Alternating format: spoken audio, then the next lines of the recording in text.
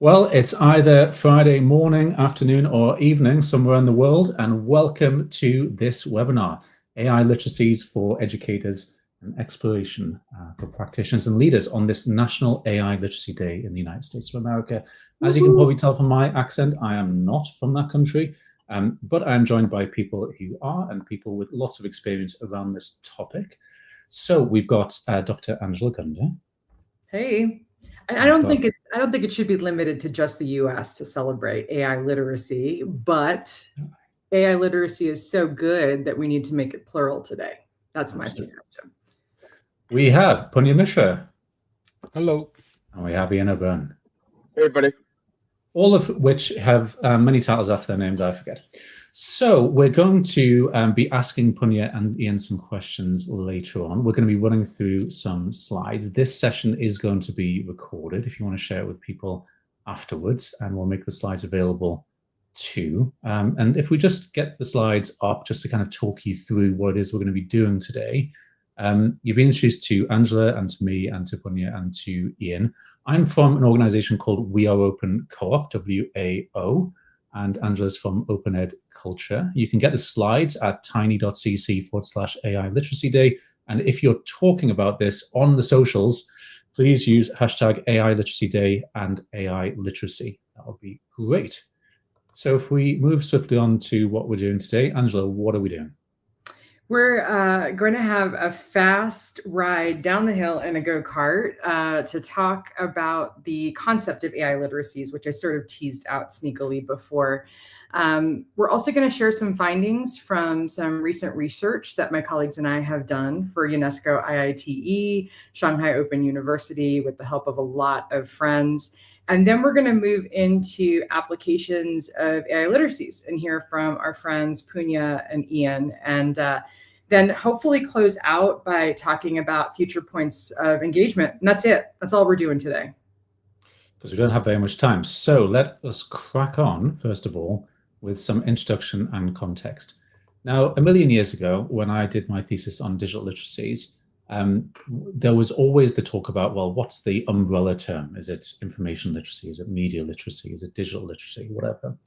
And some of the work that we did around that at the time continues to be relevant.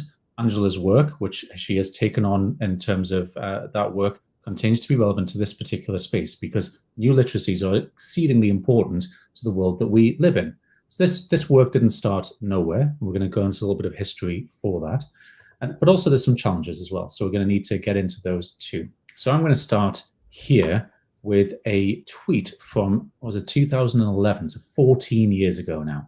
Now, I never found out who was EdTech Hulk, but they used to tweet all in caps. And the thing is that people tend to append the word literacy to almost anything and try and make it seem more important. So Hulk think you can put literacy after anything and make people take it more serious. Digital literacy, mobile literacy, Hulk literacy. If you go on to the next slide, a friend of ours, Greg McVery, shared this wonderful text, vegetable literacy, which just goes to show you can append the word literacy to literally anything. But what are you doing when you append that word? Well, I would suggest that what you're trying to do is you're trying to take control of a particular space. So on the next slide, with a little raised fist, we've got digital literacy being about power, just like every other form of literacy. Because if you think about it, the people who, or the person or the organization who defines what is literate practice is essentially deciding who is literate and illiterate, what it counts as a literate behavior and what doesn't count as a literate behavior, which is why you'll find lots of people on LinkedIn and elsewhere claiming that they've got the definition of AI literacy. And Angela's going to talk a little bit about that later on. But just to say for now, that instead of talking about a single digital literacy, what we really need to be talking about on the next slide is digital literacies, a plurality of digital literacies. And the reason for that is that digital literacy, or any kind of new literacy, is not a binary condition. In fact, as far away as the 1950s, UNESCO talked about how traditional reading and writing, kind of pen and pencil literacy, is not a binary, but it's a spectrum, it's a continuum. The other thing is that digital literacies are about context. So on the next slide, they're all about context. So having one definition of digital literacy, say in the workplace, is not going to work for, say, preschoolers, or it's not going to work in a completely different environment like outdoor education or whatever it is. So it's going to be about having a definition which flexes depending on the context that you're in, and not thinking that we can do one thing for all time. And then the third thing to mention is that digital literacies are socially negotiated. They depend on the interpersonal relationships between us in terms of how we decide what literate practices are.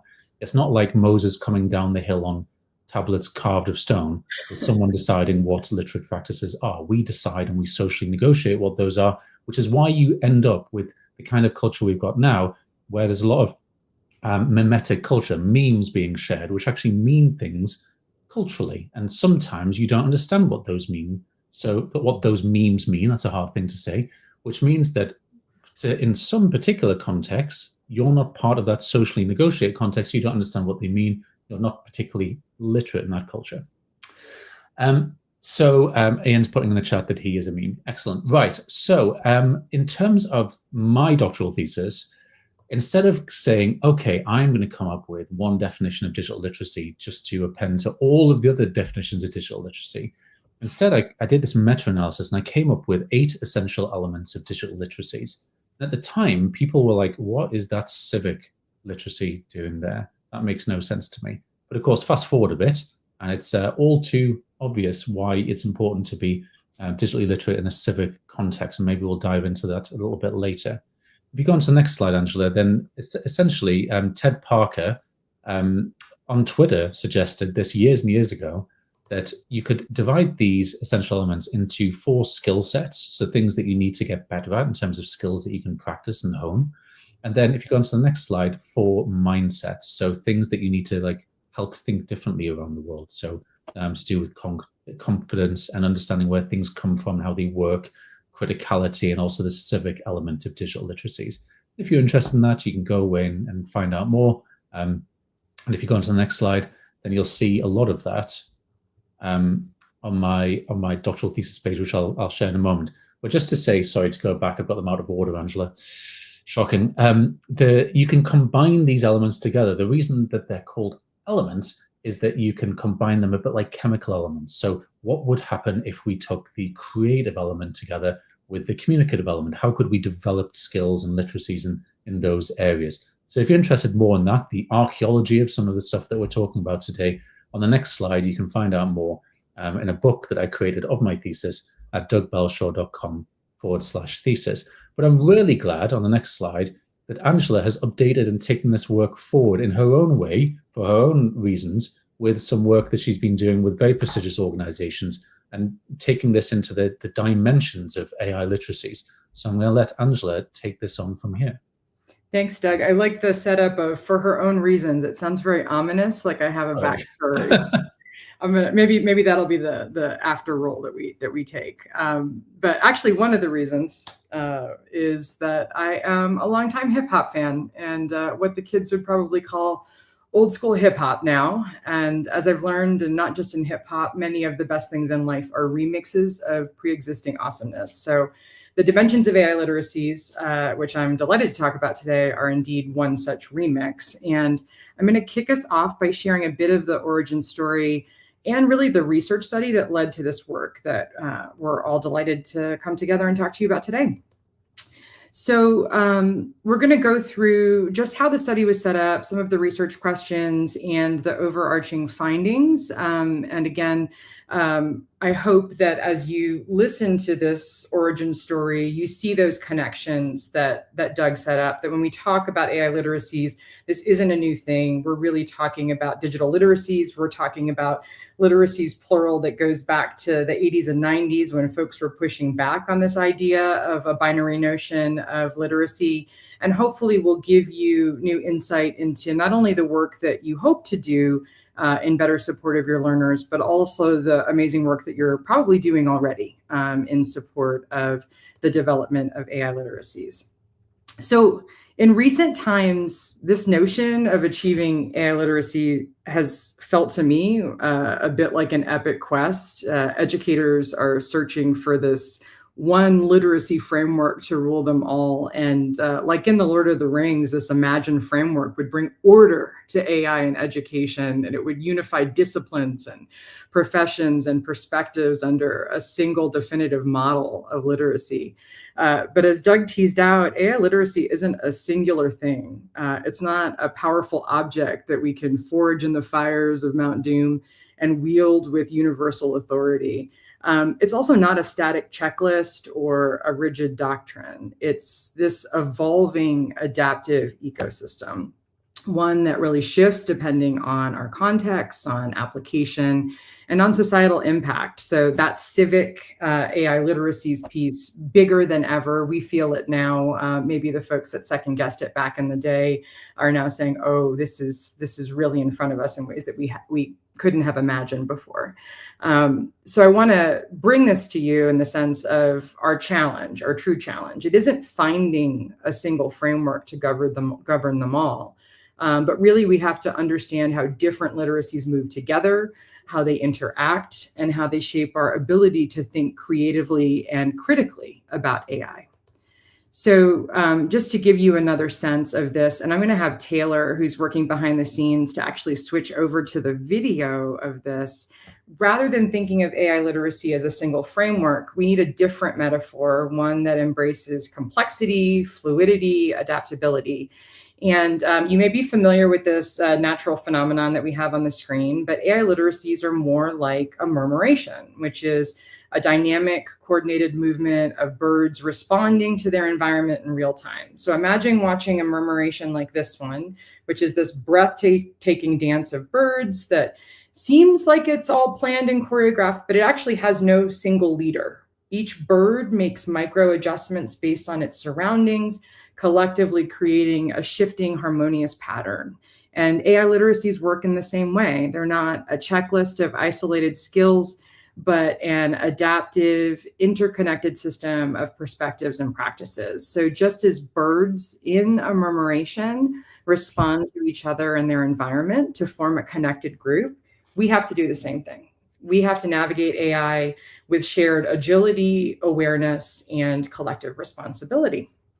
So back over to the slides once again. There we go. Perfect. Observing a series of these shifts from the work of colleagues across the globe, it felt like communities who were doing the best work with ethical and impactful uses of AI were in this dance of birds more than what you see here, a group of Canada geese kind of flying in a V heading forward. And this research really kicked off by wanting to capture that murmuration of ebbing and flowing practices. So UNESCO, IATE, Shanghai Open University, they had been doing work around AI competencies for quite some time, and they invited my team and I to capture these evolving skills and perspectives on AI. And that's where the dimensions of AI literacies were born.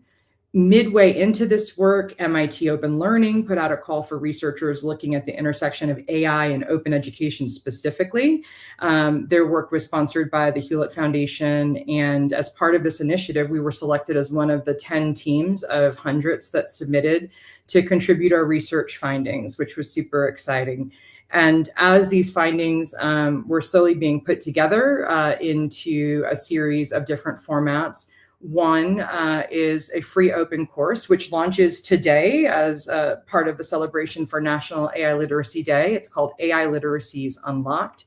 And that's being hosted courtesy of our friends at D2L within Brightspace, so that educators from all over the world would be able to interact with these big shifts, but also think about the shifts that they're seeing within their local contexts. This launch into the world of AI literacies has also led to collaborations and professional development offerings with a lot of other groups, including our friends at EDUCAUSE. And all of this is to say that there is currently a thriving community around AI literacies that we are really excited to warmly welcome you into today. I also have a ton of people that I have to thank for their generosity. Punya and Doug were two of the many. And this study was really special because it featured the voices of over 50 educators from over 20 countries and 6 continents. We'll get Antarctica next time. We missed it this time. But it was really special to us that we got that time with these folks, not only sharing what was working for them, but the challenges that they were seeing so that we could collectively address the needs in front of us to reimagine education for an AI-enabled world. The study itself, it was a qualitative study, used portraiture methods so we could look at the art and science of what was happening in the world, both the empiricism but the aestheticism that was happening around creation within AI literacies. And we looked at responses through a few lenses. One was the dimensions of AI literacies, which were created and we coded on, but that were born of Doug's essential elements of digital literacies. Not too much of a transition or a shift there. We also looked at the TPAC framework, which we have the expert on that, Punya Mishra here, who he and his colleagues created that framework. And that allowed us to look at the technical, pedagogical, and content knowledge required in order to use AI in impactful and ethical ways. And then we also looked at the 3 C's of open culture, how we collaborate, how we create, and how we connect around AI within education.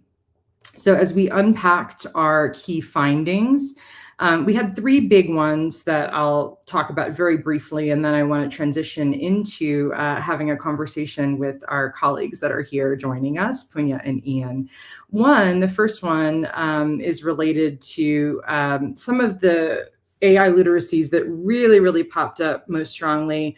There was a prominent emergence of specific literacies, especially in conjunction with each other. So cognitive and critical literacies came up the most, which makes a lot of sense because people are trying to figure out how these tools work. That's the cognitive. And then also figuring out how they could be used in ethical and meaningful ways. That's that critical piece. Of the folks that we talked to, our open ed practitioners particularly talked about the intersection of critical and civic literacies. So looking at culturally affirming uses of AI, looking at the dehumanization of learning, looking at attribution of work, and how AI kind of takes everything in and spits it out, and how we feel about that, as well as the environmental effects of AI usage. And there were a lot of calls for folks within the open ed community in particular to come together to serve as leads on this AI conversation. I would expect to see these conversations continue around which AI literacies are popping up, and we also expect them to transition as our understanding of AI and our expectations of it change. So we may see more of those communicative and creative AI literacies showing up in work that's coming as we see more mature models of AI within education. Second finding, we were not surprised to find that AI in education requires a deep level of technical and content knowledge to use it ethically and impactfully, especially how to use the tools and how to assess the outputs. And our librarians in particular highlighted the connection between AI usage and a need for information literacies. Yet another example of this is old wine in new bottles. I was going to say not new wine in old bottles, but these are things that we've known that we've had to have close to us and build out these skills within our students, or actually encourage them to build out these skills for quite some time. But it's just a new framing within the world of AI. And for educators using AI, there's also a critical need for pedagogical knowledge in order to create learning experiences that meet the goals and needs of our students. This is like any digital tool. We're not using tools for tool's sake, but we're actually aligning the tool usage to specific articulated learning outcomes that we've identified. And then last but not least, third finding was that AI is really related to these 3 C's of creating a culture of openness within the communities that we serve. So AI is actually changing the ways that we collaborate. This was actually a conversation that Punya and I had first, in that AI in some ways is making us less collaborative. When we're working with a tool one-on-one, it's changing the ways that we think about how we work with our colleagues, and it's changing those processes. AI can't have an equal seat at the table. We almost have to like leave and come back. And that transition is something that we have to look at. There's also tensions around the use of AI to create learning, especially related to open education and specifically related to attribution and also the validity of the content emerging from the tools.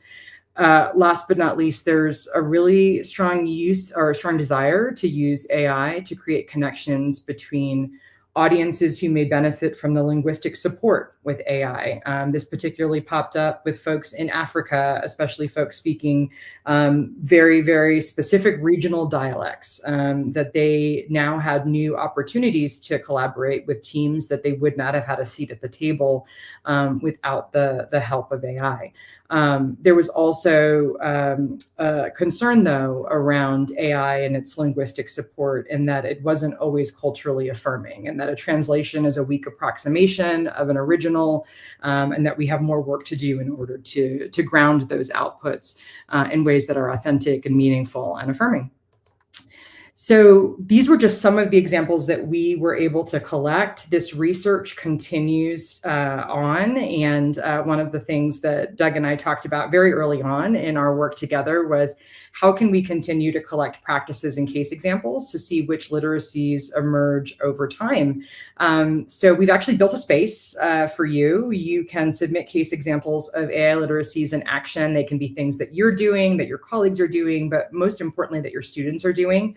They can be positive, they can be negative, they can be neutral. But our hope is that you will join us in sharing what you're seeing within your community so that we can get a better understanding of what's been most impactful, what pitfalls do we want to avoid, and most importantly, how can we drive AI as opposed to AI driving us? So with that, I'm going to stop yapping. That is way more talking than I want to do. But I want to dig into this last piece about the case examples of like, how are we seeing these AI literacies showing up in real life? And we're actually going to start with my dear buddy, Punya Mishra, whom I've teased out. You probably hated hearing me brag about you this entire time and sit there, but I want to turn the mic over to you. Punya has been a longtime thought leader, mentor, collaborator, and friend. He wears all the hats of academic innovation in his dual roles at ASU. And the reason why I was really excited to have Punya here today is because the National AI Literacy Day celebration is for all levels of education, and Punya has been working in all levels of education, not just for higher ed, but pre-K to 20 plus. And as I mentioned before, he and his colleagues created that TPAC framework in the early 2000s, and it still remains super relevant to how we navigate and reimagine the teaching and learning experience. So Punya, welcome. Thank you. Thank you, Angela. I always complain when people give these positive introductions because my wish is always that you set the bar low and you're like, we found this guy and we just called him into the Zoom room, into this room, and maybe he'll say something sensible. And then if I say something even halfway intelligent, then it sounds surprising and good. But thank you so much for inviting me into this conversation. And so, I'm going to take it a slightly different direction because something, Doug, that you said that really sort of struck with me, and I think that might be a seed here that we can, sort of explore. And you said this quote or statement you had that literacy is about power. And I thought that was a really powerful thing because, it's somebody's determining, right? Like what counts as whether you're part of this circle who understands our memes or not, right? I mean, that's sort of an important. But the flip side of it is what I want to sort of explore, which is that it is about power, but it is also about agency. And I think that to me is sort of the most important component, whichever way you look at it, whether it's digital, whether it's this or AI or whatever it may be, that there is this tension between somebody saying this is what lets you into the club and somebody who's saying I can take those same elements and I can do something new with them. And there's a power, there's a creativity to that. And in some ways it goes right back to like language, that when Chomsky talks about language, is that this sentence I'm going to mumble right now has never ever been spoken before, right? Chances are nobody said boo in the middle of a discussion on literacy, right? And so that generative power gives me the agency to take words, take signs and symbols, and use them in ways that give me sort of control over this discourse to a certain extent. And I think that tension becomes, I think, critical when we think about literacy. So my favorite definition of literacy actually goes back to 1995 in an article by Jamie Myers, where he said literacy is the ability to consciously subvert signs. So I'm going to take each word in there. So first of all, signs. That means he's not saying it's just words. It's because it could be memes, it could be podcasts, it could be, I don't know, any kind of medium of expression. It could be graffiti. Those are all signs that we use to communicate. They have rules with internal, but there is a lot of flexibility within that. The next is it's an ability, which means it is something that we can teach, we can learn. It's not something that's necessarily innate, right? Then consciously, and I think that's a very critical word here because it gives agency to the person doing that communicative act. And finally, I love the use of the word subvert, because what it says is that there can be these established meanings, but literacy is really the ability to take those meanings and repurpose them for your own needs. And I think that when we look at it that way, then it becomes not as much about technical skills as much as about agency in that space to be able to take these linguistic or other modes of representation and repurpose them for communicative acts where I am communicating. And it brings a creative sort of agentic element into that space, which I think becomes really powerful. So when I think about literacy, instead of technical skills, I think about it more of like mindsets and an ability to engage with that domain, with that content, right? In ways that center my point of view, my perspective.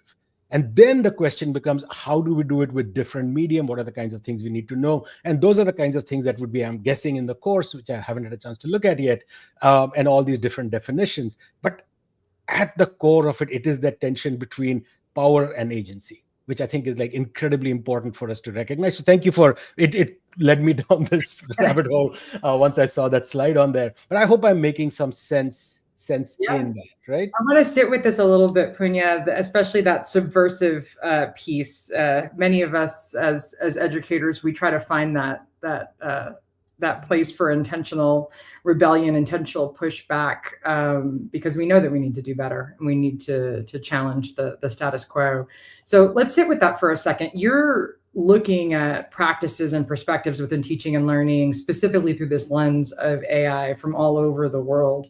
What are some of those subversive acts that you've seen happening related to the expression of AI literacies, both from educators, but I would say especially from learners? So, I love the word subvert in there because it opens up a lot of like a dimension that we often don't think about when we think about literacy. But subversion doesn't have to be something massive. It could just mean a simple example that I would give would be, that teachers are always redesigning the technologies that they've been given for their own classrooms, right? So Microsoft Excel, for instance, is not designed for a middle school or even a high school student. But since it's on every computer, or whether it's Google Sheets, we will use it, but teachers will then repurpose it for their own needs. So there's a sense of subversion there. Actually, even better example is a textbook. Textbooks are usually like huge groups of experts come together and write it for you, for your classroom. And any teacher worth their salt will say, we're going to do chapter 1 and 2. I have no idea why they included chapter 3 in there. Here are some additional readings, so we are taking what has been sort of designed, and in that space have given ourselves agency to create and repurpose. So when I talk about subversion, it doesn't have to be, undermining the man as much as it is these little elements which give you that sense of control over that space about the discourse that's happening. There could be, of course, many much more stronger elements of that subversion, but I want to be sure to recognize that there's a continuum there. And so we see learners do that all the time, right? They'll take tools and they will use them in ways that we hadn't anticipated. And so I think that's the kind of angle that I'm thinking of here. And I see teachers do that all the time. We take things that have been given to us and we find new ways. We take cell phones and we say, can we use them to understand physics? How can I do a video of a kid running and dropping a ball and then trace it using a transparency sheet to really get them to engage with the ideas in science? That's a form of subversion of this technology, because nobody thought about you're using it to teach physics, is what I'm saying. But as an educator, you can do that. And I think AI increases the potential of being able to do that. I'll give you a simple example, talking of scientific misconceptions. AI, I don't know how to code, right? But I have been creating these simulations of mathematical simulations, physics simulations, and it's great fun. Then it struck me that because these are simulations, they can actually break the laws of physics. So if you go to my website, you will find I have created a bunch of simulations which are based on the misconceptions students have. So one of the misconceptions, despite Galileo's supposedly dropping a heavy and a small ball from the Leaning Tower of Pisa, I don't know how far true that story is, but a lot of people have the misconception that a heavier ball will fall faster than a smaller one. I created a simulation that actually makes that happen that way. And so then the question is like, oh, is this real? Or do I show another simulation where both of them fall at the same time? Now I have subverted the idea of a scientific simulation, which is always supposed to represent the scientific idea. And now you can have a debate among students. So those are the kinds of things I'm thinking about. It doesn't necessarily mean that you disrupt everything wholesale. But I think what subversion requires is you to know the domain. You cannot break the rules of a domain unless you know the domain. Picasso couldn't have started Cubism till he had gone through his blue period and proved himself as, oh, I can do that representational stuff. I just want to go one step further than you can imagine. Yep. That's what I'm trying to get at, is that subversion requires you to know the rules and say, oh, which are the ones that I can bend in order to catch your attention, in order to really communicate what I want to say, right? That's, I think, the beautiful tension in there. So let's backwards design this notion that we have. We want to be in Picasso's blue period. We want to be in we want to move to his his Cubist period. And thank you for bringing art history in here. My heart is so big. But how do we take that ideal state and think about the glide path that we need to take to get to that ideal state? I think that a lot of us see promise in front of us. We're bought into what you're selling right now, but what are those steps that we as educators need to take, or what are those steps that we need to guide our students along right now in order to get to that place? So the traditional technique in this is that, oh, we're going to teach you about X before we're going to let you play with it, right? We need to set you on this foundation, so we have a shared common language, blah, blah, blah, before we will let you play. I tend to go the other way. I tend to go with what my advisor Ranspiro used to call bite-sized chunks of complexity, where you give authentic experiences in small, manageable chunks, which are real with respect to, in terms of how they are structured and thought of with respect to the big thing. And you sort of spiral your curriculum, you're adding layers to it, but you are never doing that sort of didactic. You need to understand how a large language model works. I would rather that I ask people, why don't you go to DALL-E and ask it to create 5 clock images which show the time as being 6:47. And then they create those images, they get 17 clocks, all of which show 10:10. It's like, what the hell just happened? Why are these clocks showing 10:10? Or ask them to create an image of the solar system and it creates this garbage. Like, what is this? What's going on? And through that, you can have an investigation of, but at the same time, you can give them a photograph of a piece of graffiti and say, can you give me a semiotic analysis of it? And it'll give you stuff which sounds really good. And now you have like, what is going on with this technology? It automatically begs the question, what is going on in the back, so that now I can understand how this thing works. I can tell them that they're blue in the face, that this is a probabilistic machine, this is a sophisticated stochastic parrot. Those are just words, they don't mean anything. But it's that experiences that you're giving them, and automatically the conversation it will automatically happen, that the conversation will turn to, oh my God, when can I really use it and trust it, and when can I not? You have taken the first step towards AI literacy without ever using the phrase AI literacy, without ever doing anything, because you gave them an experience which automatically prompted those questions. Yep. I want to give a shout out to Liza Long, who's in the audience today and has been firing up the chats. But in the conversations that I got to have with her around AI literacies, she talked about how in her English classes, she just opens up a new tool and she plays with the students in the same time with no expectation that she knows what the outputs are, whether she's going to get things right or wrong. And when they have those moments of cognitive dissonance or when the outputs are crap, they can talk about it. And it's been especially impactful for international students where English is not their first language, and they may take those outputs from AI as sounding good, so they must be true. Right. But I really appreciate that conversation about bringing us back to experiential learning and play. Mm-hmm. So I think I've covered sort of question 1 and 3, and I know, Ian, I would love to hear your thoughts on it. Let me briefly talk about 2, if that's okay. Yeah. So one of the things I wrote about recently on my website is that you can look at, suppose, let's say you say on the x-axis, you look at expertise of a domain, right? You know math, or you know art or poetry or whatever, music. And on the y-axis, you look at sort of knowledge of AI. Like, right? And so if you think about an expert who's good at AI is sitting in the top right quadrant. A typical expert who has not worked with AI is sitting at the bottom right quadrant. The one I'm really interested in is the bottom left quadrant. That's our learner. That's the person who doesn't have knowledge of AI. And what the research shows that if you don't understand how AI works, you're going to be much more gullible and believe whatever it's spouting at you. Now they have a double whammy because they don't have expertise in the domain in order to judge whether the output is good or bad.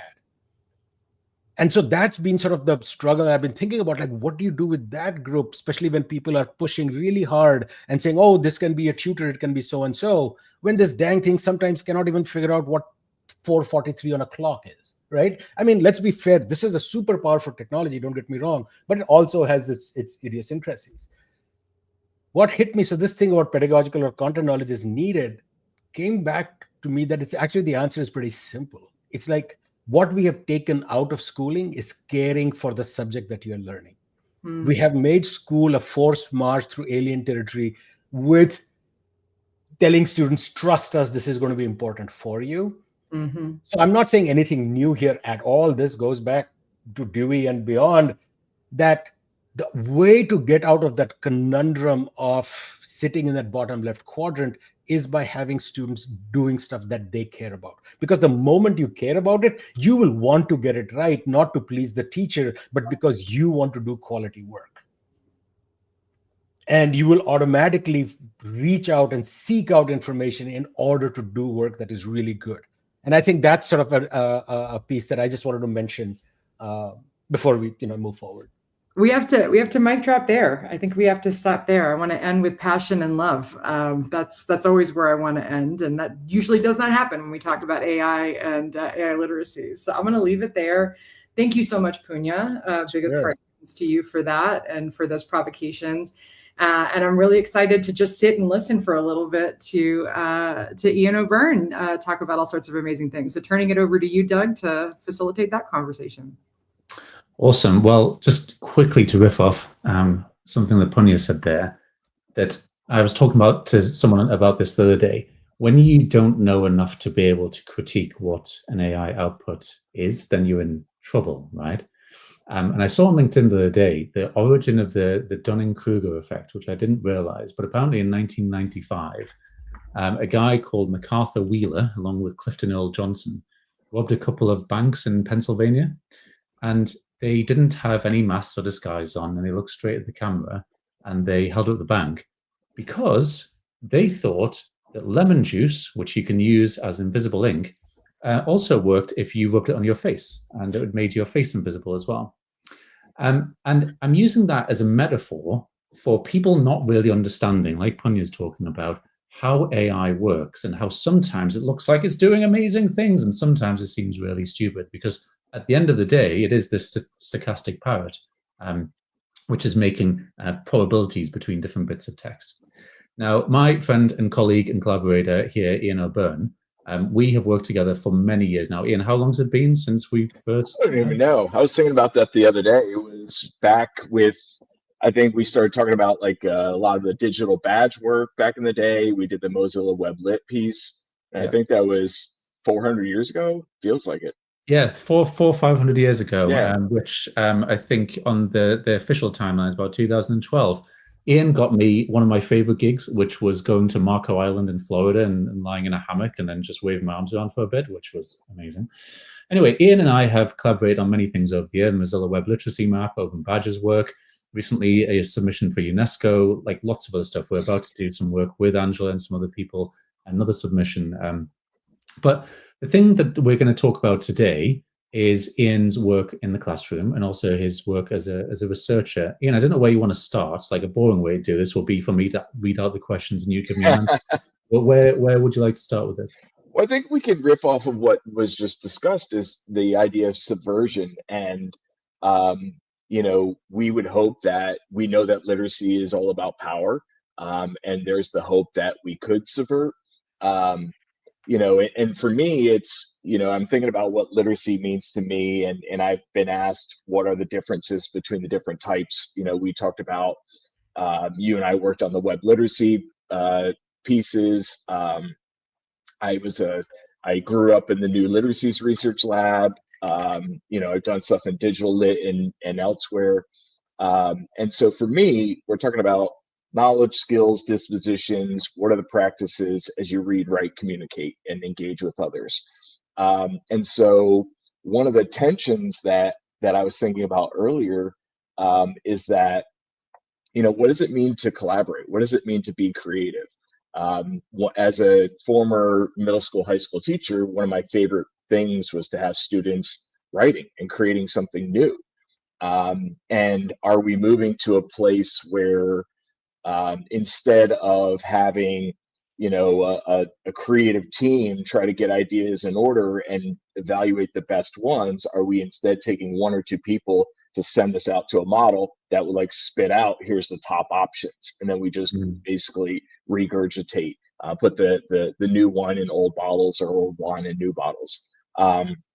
So that's one of those tensions. But it's, you know, I think, you know, even as I say that, we don't fully know what human beings are going to do as we use these new and novel technologies.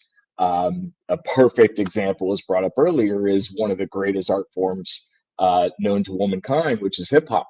You know, that we take and remix and create new genres, new narratives. And so I'm interested to see what, as a societal force, what we do with these technologies.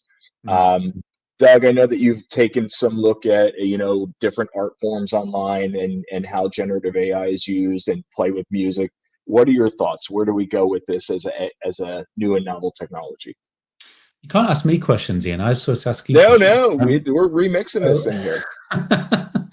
Oh my goodness.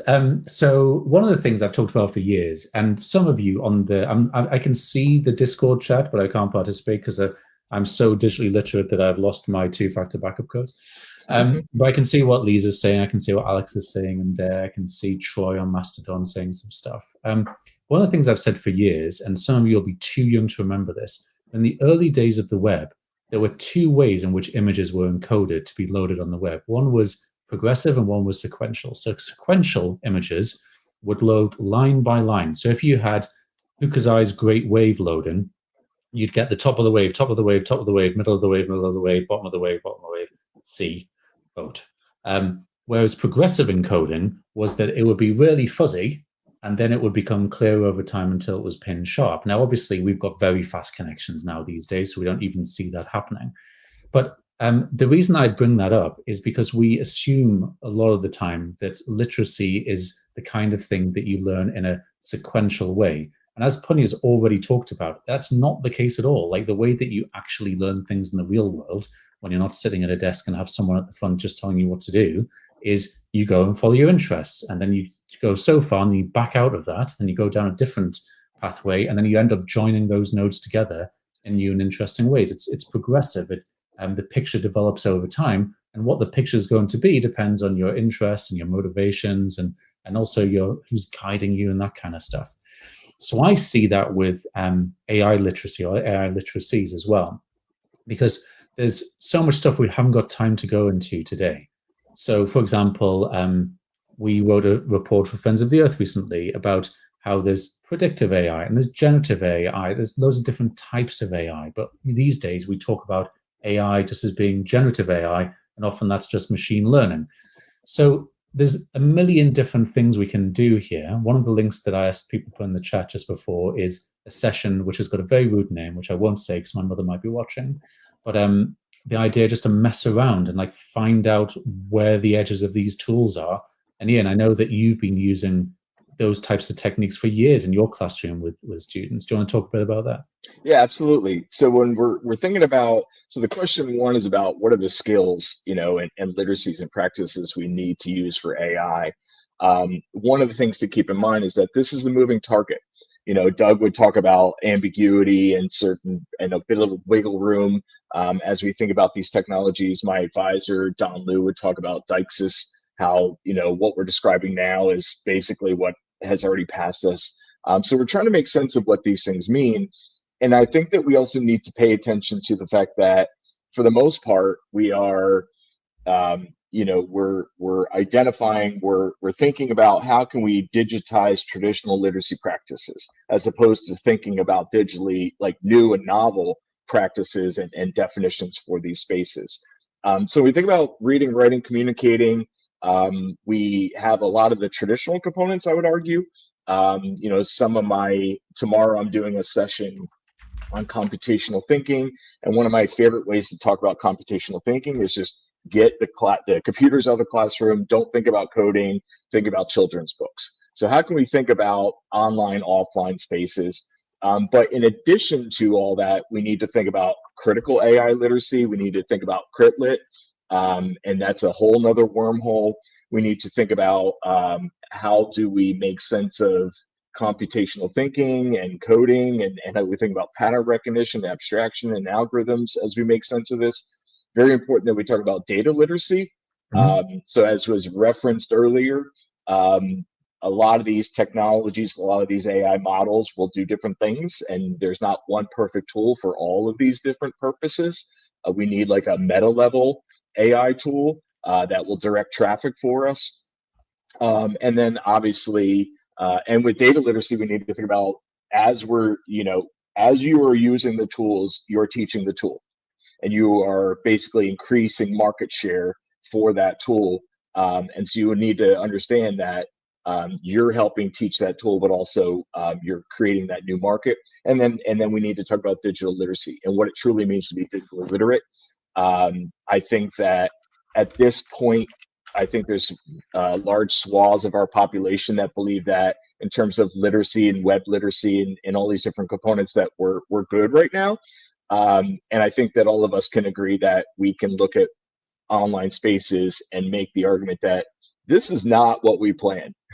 A decade, 15 years ago, we can't really say like, this is how we thought it would go when we think about new literacy. In terms of what I'm doing in my classes right now, I view my play, and I highlight the word play in my, I teach future teachers. So I'm teaching middle grades, high school teachers, and I'm integrating a lot of technology into my class. One of the tools I've been using a lot lately is Notebook LM from Google, mainly as a way to each week as I provide a couple PDFs or a podcast and a YouTube video and an infographic to my class. What I can do is put all of that content into Notebook LM and then have a short little audio podcast as like an overview for students to figure out where are we headed that week. It works and it doesn't work. Depending on the content that I'm putting into the model, I'm getting various forms of that podcast. A lot of my students said that strangely the podcast mimics the audio podcast, the audio stations that you'll hear at Walmart here in the US, the same voices, which is terrifying. But also, I think that one of the things to highlight here is also that I try to create that culture in my class. I'm in higher ed. I try to create that culture where I can explore, I can mess around, I can make and break stuff. I'm not an expert in digital technology. I just have made and broken a lot of things online. But also, there's a bit of privilege as a white cisgender male that I can, in higher ed, go in and mess around with technology. And for the most part, my students are like, okay, yeah, he's trying to figure things out. And so, if I mess around with ungrading or other different, pedagogies or strategies in my classroom, I'm well aware of the privilege and also the fact that I have tenure that I can do these things. But I think it's, what do we need to do? We need to provide opportunities for educators, K-12 and higher ed, to play around. We need to create space and freedom to do that. We need to think about, what does assessment look like? What does evaluation look like? What does growth look like over time as we play with these? We need to spend more time in our classes and our learning environments and discussions like this, thinking about the ethics of this.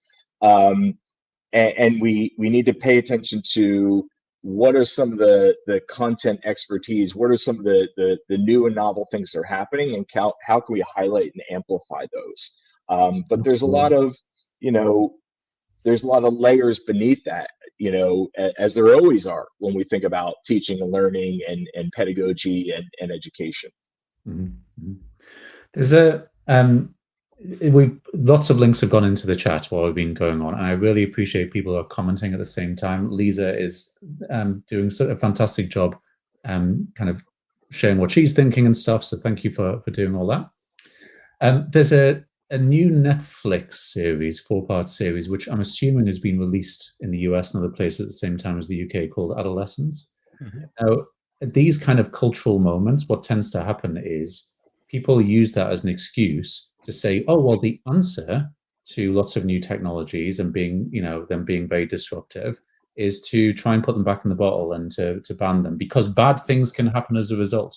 Now, obviously, bad things can happen as a result.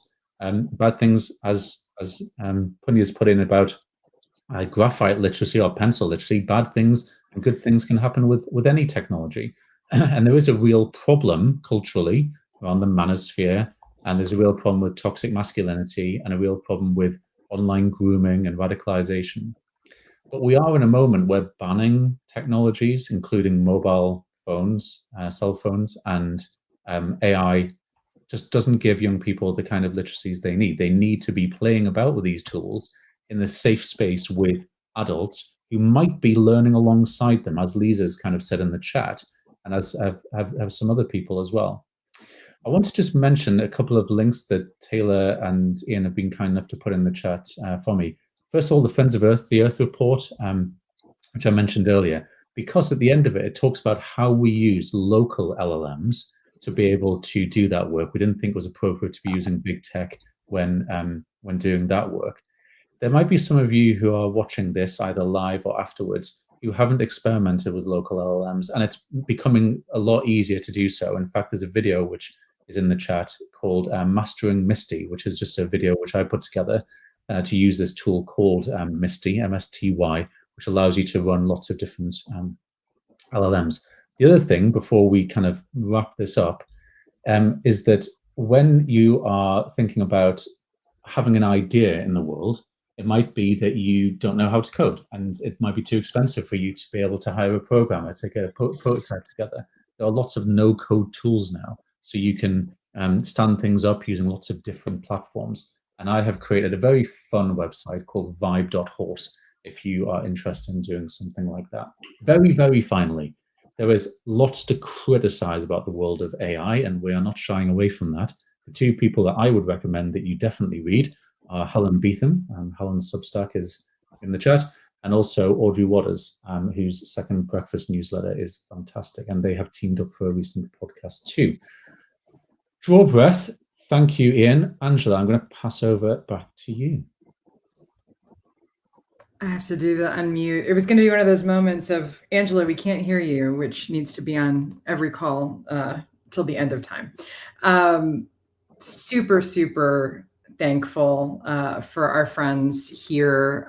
We have a couple of calls to action that we have up here on the screen, but looking at the time, I don't want to waste too much time, because you actually may have some calls to action that came up too with all of these links and gems that have been shared and given on this call. So just a few more, which our buddy Taylor, who shout out to Taylor, who's been just working hard behind the scenes, getting all of these links together, these ideas out. Super duper appreciative of him and our friends at Reclaim TV for everything that they've done to help amplify this conversation.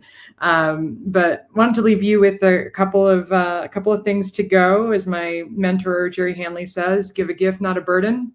So here are several gifts. One in which I teased this out before, there is an open course on AI literacies that is now available thanks to our friends at D2L, and want y'all to join in on the fun. It was a very lovely one to put together, and we're really excited to see what conversations flow from that. There was a link to the chat earlier that I pretty sure, Liza, that you dropped that into the paper for MIT Open Learning. We also have 3 other publications that are going to be coming out very soon from the UNESCO IITE community, with a lot of thanks to them for making all of this possible. And then, as I mentioned before, we would love to have you contribute to our open repository about AI literacies. The link is there. And then last but not least, both Doug and I have put up links to work that we're continuing to do around this topic, where I will probably be hitting the website, as I imagine Doug will too at some point, to share the wealth that has come out of this chat here today. So a lot of gratitude and thanks for the time that we had together. Special thanks to both Punya and Ian for joining us today. And we did it, Doug. Thank you, guys. Yeah, that was awesome. Excellent. Please do get in touch. As I always say, there are no stupid questions. There are only stupid answers. So please do hit us up on the socials and or just by email as well. We look forward to those. And do blog, tweet. I don't think that's a thing anymore. Post online about different things. What is a verb for blue skying? Do sky us. It's skeet? I think it's BSing. BSing. Well, on that bombshell, we are going to finish on time. And yes, I'll add my thanks to Angela's for Punya and Ian's fantastic input, and also thank you to Taylor and Reclaim hosting behind the scenes. Yeah, Reclaim thank you, Hosting Taylor. have done a fantastic job supporting our last 2 webinars, and it means that you can watch this after the fact and share it with other people in an easy to access way. So thank you for now. Bye. Take care.